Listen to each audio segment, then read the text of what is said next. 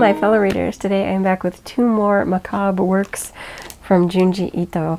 So today I'm going to be talking about Shiver and Venus in the Blind Spot. These again are 2 more short story collections. Shiver is much more of like a, I feel like almost a best of compilation.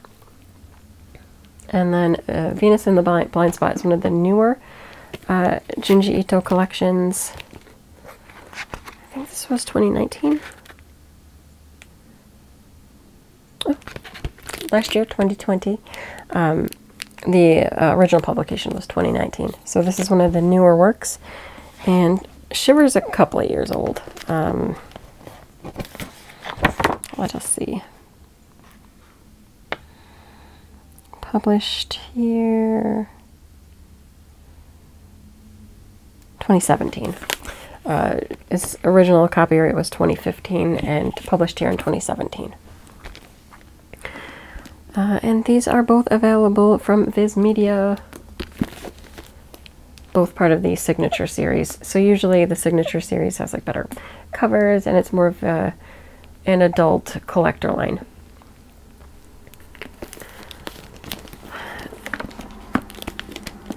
I'm trying to decide which one to talk about first. Let's do Shiver first since it's older.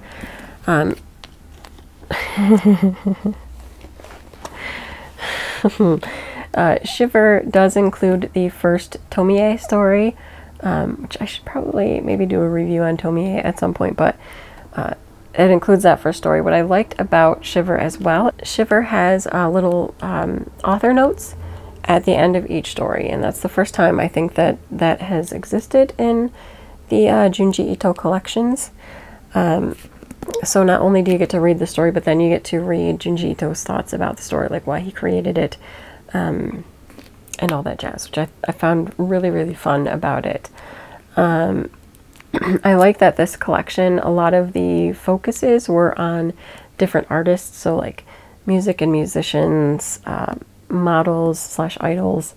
You got like a puppet master in there and actual like painter artists.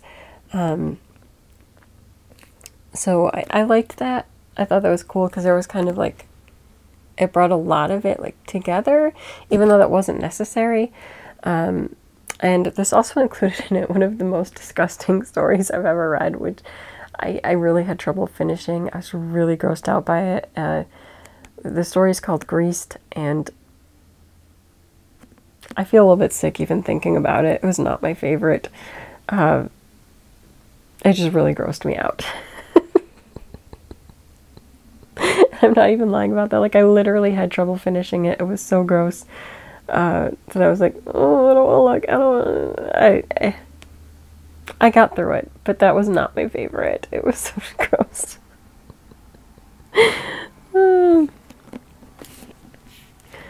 Let me see if I can pick out a favorite. I did actually like the first story in here, Used Record. There was just something sort of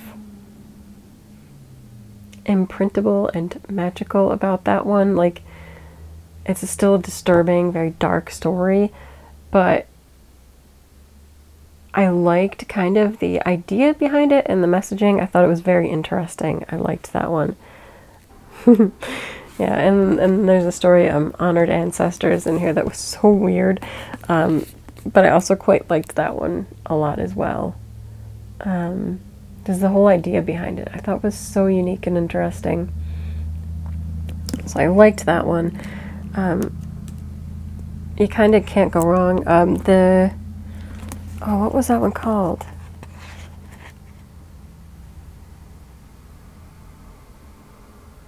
Hanging Blimp. That's the one. Which you'll see like kind of reflections of like back there with the heads. Yeah, that one was so weird. Like, there really wasn't an explanation about why what was happening in the story was happening, but it was just weird and disturbing. I don't know, but I liked that one. Like, it was just so unsettling, but like, I don't know, it was good. It was good. So again, if you're looking for like creepy, macabre works, sometimes disturbing and unsettling. You can't go wrong with some good Junji Ito. See if you have issues with Grace like I did. It's too much for me. It's too much. And as mentioned, the other one was Venus in the Blind Spot, the one from last year. This one, if I'm not mistaken, I don't know if it would mark it down in the chapter. In this one, he does include some adapted stories, including An Unearthly Love. The original story was by Edogawa Rampo.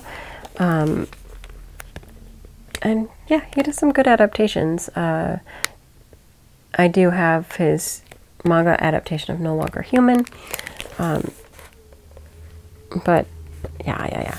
And I feel like the other one was too, right? Oh, this one. Hold on a second, I gotta tell you. The other one that was an adaptation is The Human Chair by Edogawa Rampo.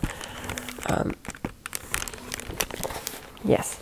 So some originally disturbing works that then Junji Ito put his signature artwork to. And I found them very good. Actually, I liked Venus in the Blind Spot, the whole short story collection on the whole. I thought a lot of them were very, very good stories. I liked Venus in the Blind Spot. I thought that was it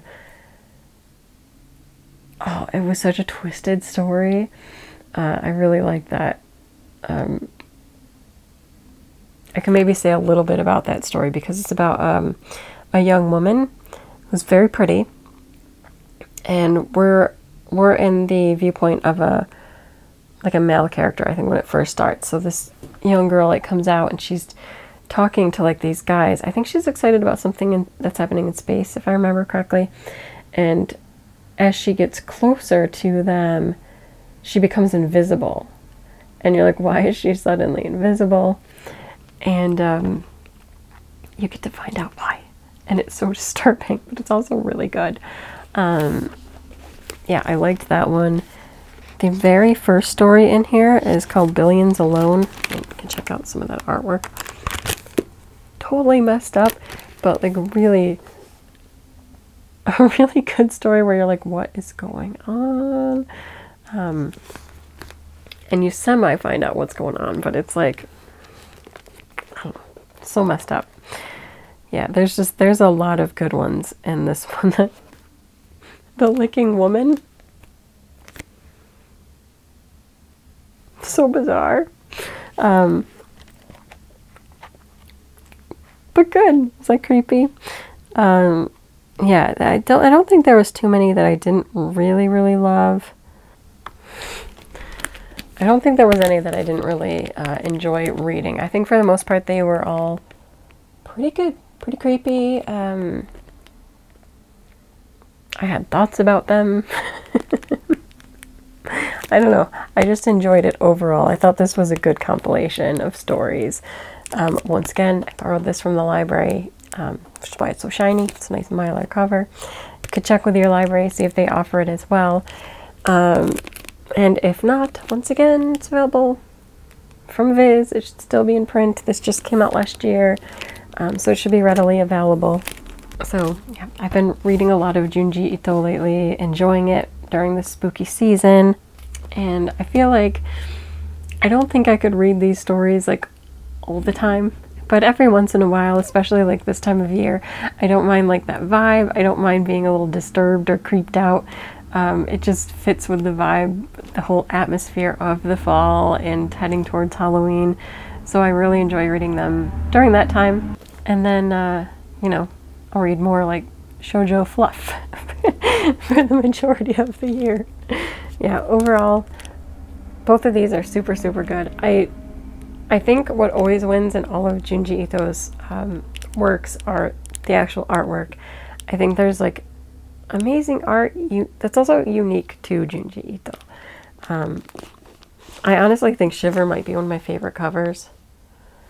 And the blend of stories, I don't know. I love this cover.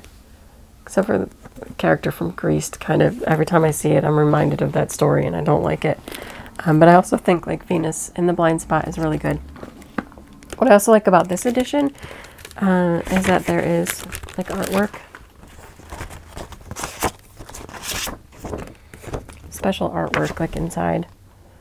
This is upside down, but look at that one.